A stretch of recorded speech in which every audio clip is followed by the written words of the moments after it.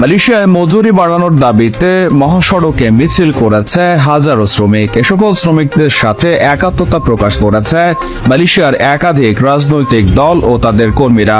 Free Malaysia today এক প্রতিবেদনে জানিয়েছে 2002 সালে দেশটির ন্যূনতম মজুরি আদেশের অধীনে বর্তমানে দেশটিতে স্থানীয় বিদেশি নির্বিশেষে সকলের ন্যূনতম মজুরি মাত্র 1500 রিঙ্গিত, যা জীবনযাত্রা ব্যয়ের তুলনায় বর্তমানে খুবই কম বলে জানায় শ্রমিকরা।